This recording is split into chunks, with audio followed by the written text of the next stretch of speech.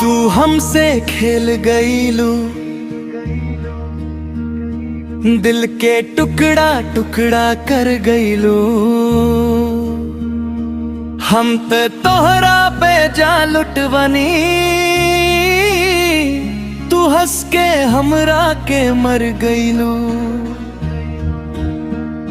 रात भर रोईनी तोहरा खातिर, तू चैन से सो गईलू काहे।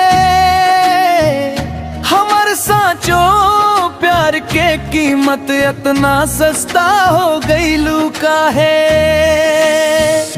तू धोखा दे गईलू, दिल तोड़ दे गईलू, हमार हर खुशी छीन ले गईलू।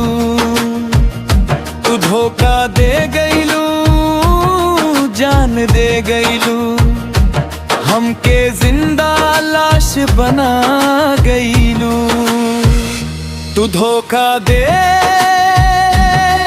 गईलू, धोखा दे गईलू।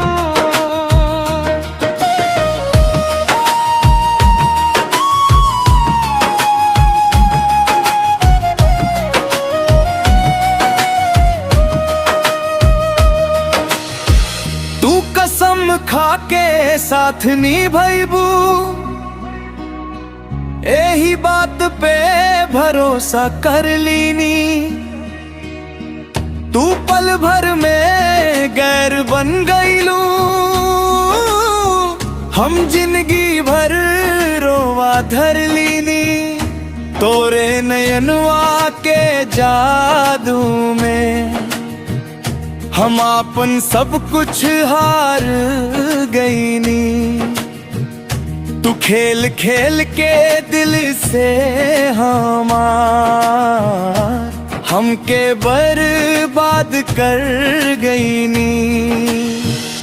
तू धोखा दे गईलू, दिल जला गईलू, हमार सपना राख बना गईलू।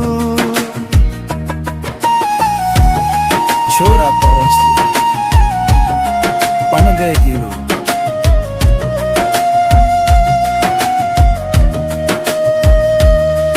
जब दिल में कवनो प्यार ना रहले,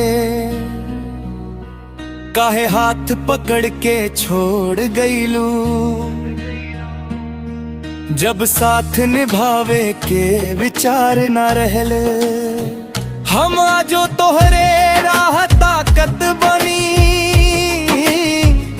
तू कहीं और के साथ हंसत बाड़ू, हम रो रो के दिन काटत बानी। तू खुशी में डूबल बाड़ू, तू धोखा दे गईलू, दिल तोड़ दे गईलू, हमारी जिंदगी उजाड़ दे गईलू।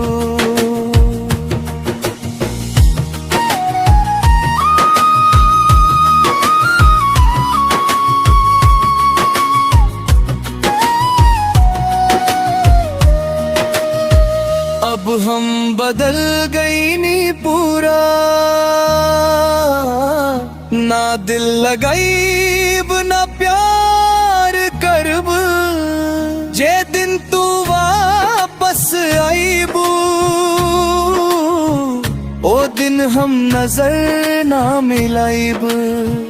तू सोचत बाड़ू हम टूट गईनी, पर हम अब पत्थर बन गईनी।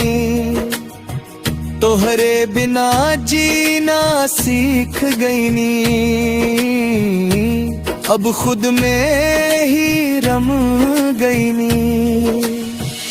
तू धोखा दे गईलू, अब पछतैबू, हमार याद में तू रोईबू।